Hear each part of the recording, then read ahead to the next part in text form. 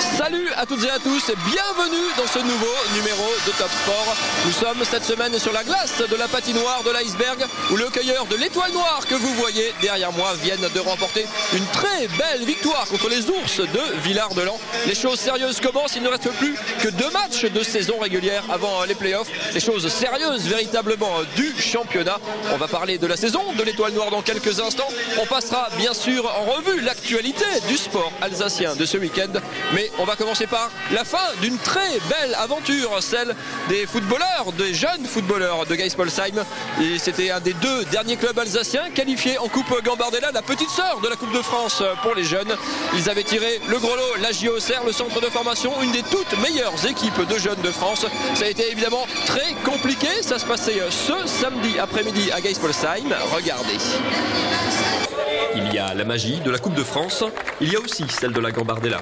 Celle qui permet aux jeunes de Geispolsheim d'affronter la JO Auxerre, un club pro, une équipe de centre de formation, mais aussi une référence dans le pays, avec 6 Gambardella dans les vitrines.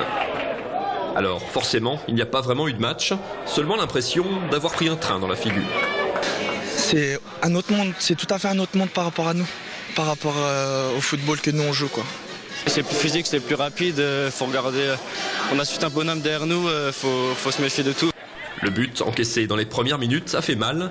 Alors fatalement, 8-0, au final c'est douloureux. Et les dernières minutes paraissent bien longues, mais c'est le tarif contre une telle équipe. Le score est lourd, 8-0 c'est difficile, mais en même temps on savait dès le départ qu'on allait jouer une grosse écurie avec des joueurs qui aspirent à être professionnels, qui ont l'habitude de jouer en CFA. Il reste désormais le souvenir d'un superbe parcours, le plus beau de l'histoire du club, et la fierté pour cette bande de copains d'avoir attiré plusieurs centaines de spectateurs pour un match unique. On retient quand même tout le parcours qu'on a fait ensemble et on est très fiers de ce qu'on a fait. Franchement, ouais, c'était une bonne aventure.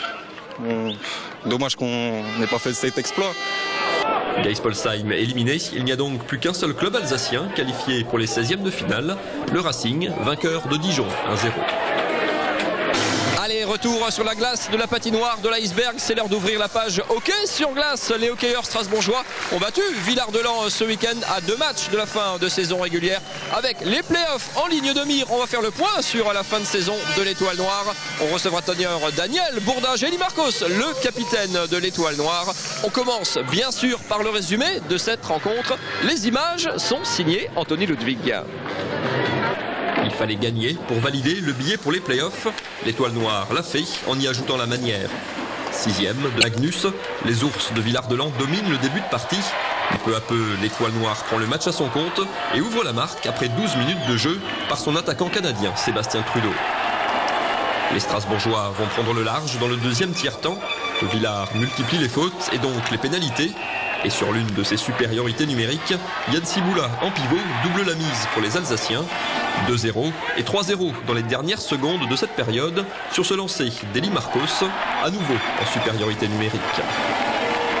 L'Étoile Noire, elle, a retenu la leçon de la lourde défaite à Chamonix la semaine précédente et fait preuve de discipline avec une seule pénalité de 2 minutes au terme des 2 premiers tiers-temps.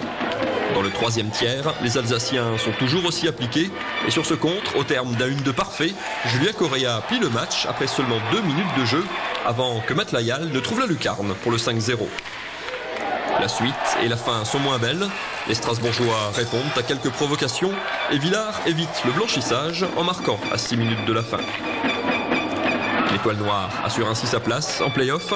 10e à 2 journées de la fin, elle peut en théorie encore gagner quelques places au classement. Problème, le 8e et le 9e s'affrontent au premier tour des playoffs et le vainqueur héritera du leader Rouen en quart de finale. De quoi commencer à faire de savants calculs. Avec Eli Marcos, le capitaine et buteur de l'Étoile Noire ce soir. Eli, ça fait une sacrée victoire, c'est surtout une très belle réaction après la claque reçue à Chamonix la semaine dernière.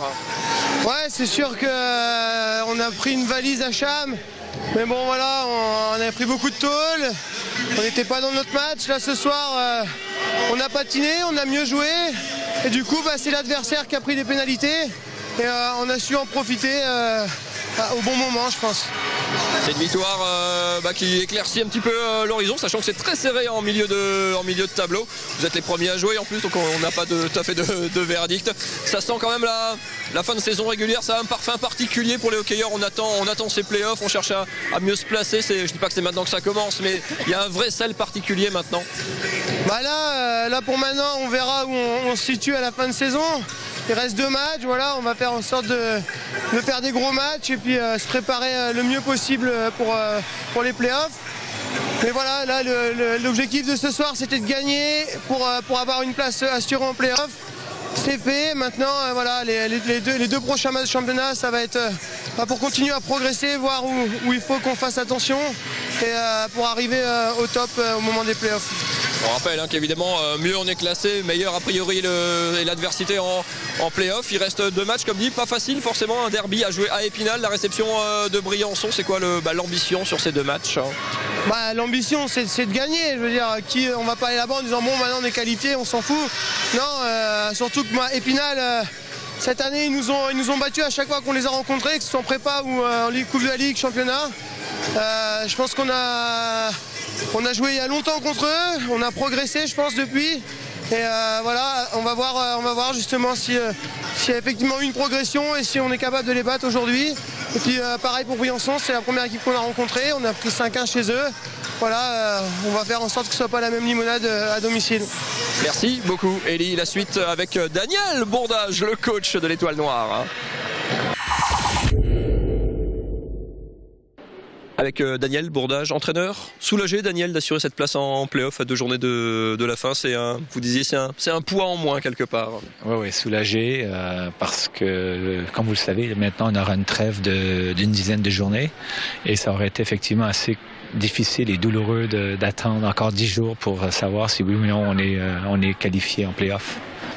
Alors votre équipe, c'est un peu le cauchemar des pronostiqueurs et des parieurs pour ceux qui parient sur le hockey, je ne sais pas, parce que capable d'accrocher Rouen ici, capable de prendre une grosse gifle à Chamonix la semaine dernière, de sortir un super match ce soir avec beaucoup d'intensité, une très bonne défense, beaucoup de positifs. C'est cette irrégularité, c'est quoi? C'est le bémol en ce moment de cette équipe, capable vraiment du meilleur et puis parfois du pire?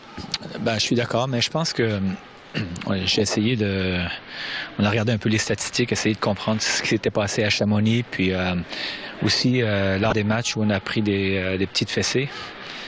Et contrairement au match où on a bien joué, où on a eu un résultat positif, mais aussi on a connu un bon match.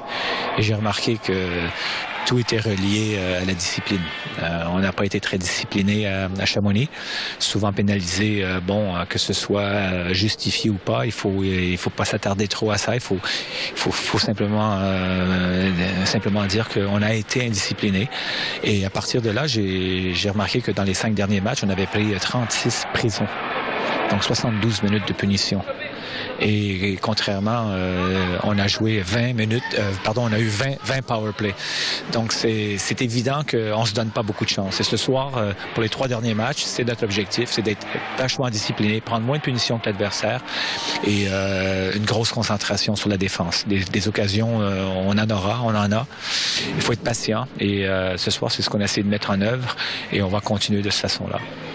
Les hockeyeurs, la structure du championnat hockey fait que la saison régulière, c'est une préparation pour les playoffs, les phases finales où les équipes se rencontrent, s'éliminent entre elles. C'est véritablement... on joue toute la saison quelque part pour ça, pour s'y préparer, pour se classer le mieux possible évidemment, mais la vraie saison de hockey commence avec les playoffs, c'est la vraie valeur de cette phase finale. On peut voir ça de cette façon-là. Là, en ce moment, on est en train de se classer. D'abord, tu veux te qualifier, ensuite, mais tu peux pas faire de calcul. C'est certain que le 8e, 9e va jouer un contre l'autre pour éventuellement affronter Rouen. Qui est le premier, donc a priori, c'est pas les bonnes places. Donc ça veut dire, est-ce qu'il faut rester à la 10e place ou pas plus haut, ou alors il faut les gratter au-dessus, quoi. La plus grosse erreur que tu peux faire, c'est de calculer. Si tu calcules, non seulement tu risques de gamberger pendant le match, et par la suite, c'est pas bon. C'est comme si tu admettais que si tu tombes pas à la bonne place, c'est comme si tu admettais que t'es déjà perdu d'avance.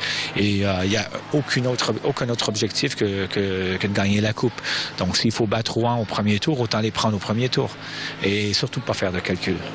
Le classement préjuge rarement en play-off, en plus de, à part peut-être pour les équipes très bien classées. Bon, on se rappelle qu'il y a 3 ans, quand vous êtes vice-champion de France, vous finissez 11e seulement entre guillemets de saison régulière. On peut aussi finir 9e comme l'année suivante et être éliminé au premier tour. Ça veut dire que c'est quoi? C'est complètement une autre saison ou ça se joue sur le caractère aussi d'une équipe? Oui, bien sûr, le caractère et aussi l'élan dans lequel tu te trouves au moment des playoffs. Tu peux te retrouver avec 3 ou 4 blessés. Hein. Nous, à partir du 15 novembre, c'est pas comme au basket, tu as un blessé, tu vas en acheter un et il revient et tu peux te retrouver encore plus fort que tu l'étais avant la blessure d'un joueur. Non, nous, à partir du 15 novembre, seul le gardien de but peut être remplacé. Donc, si le gardien se blesse, oui, effectivement, je pourrais éventuellement chercher un autre gardien. Mais n'importe quel joueur, vous voyez, Dufournet ne sera pas remplacé, donc c'est un joueur de sens, un joueur important dans l'effectif, mais ce sera la même chose pour toutes les autres équipes. Vous vous souvenez, quand on est allé en finale, on avait joué la finale avec 5 joueurs en moins, donc Pasi Petelainen, donc ça n'avait pas été facile. C'est vraiment c'est un chantier très, très difficile, les playoffs. C'est pour ça que les joueurs aiment ça. C'est dur, tout le monde est blessé à la fin, mais on a envie de jouer, il y a l'adrénaline et c'est des moments vraiment, vraiment spéciaux. Rendez-vous pour ces moments spéciaux, très spéciaux, dans une petite quinzaine de jours. Ça va arriver très vite, ça commencera le 18 février. Merci beaucoup, Daniel. Bon vent à cette équipe de l'Étoile Noire dans ses playoffs. Il n'y avait évidemment pas que du hockey sur glace ce week-end en Alsace. La belle victoire du Racing, le bon nul ramené de Corse par les SR Colmar, mais aussi du basket et du volleyball. Tout ça, c'est dans l'essentiel sport et c'est tout de suite. Et on commence par la joie de Sachina Vigne, devenue championne de France de badminton. Elle, qui a obtenu la nationalité française l'été dernier, participait donc à Cholet à ses premiers championnats nationaux. En plus du titre, en simple, elle remporte aussi une médaille de bronze en double avec sa sœur Tishana. Les 2 jeunes femmes représenteront la France pour la première fois au championnat d'Europe par équipe à Bâle la semaine prochaine. Ça sourit aussi à Souffelweiersheim en Pro B, qui a enchaîné vendredi une 2e victoire en 3 jours en dominant Denain 80-62. Un succès qui donne de l'air au BCS, qui compte désormais 4 victoires d'avance sur les relégables. Des sourires encore avec Sylvain Dufour, vainqueur du géant parallèle de Südelfeld en Allemagne.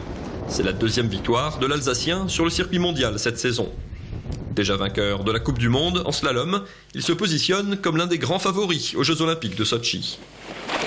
Des sourires toujours en football avec les clubs alsaciens en national. Colmar a ramené un très bon match nul d'Ajaccio, 3e du classement, pendant que le Racing se payait Fréjus, le 5e. À la Méno, Dimitri Liénard ouvre le score à la demi-heure de jeu.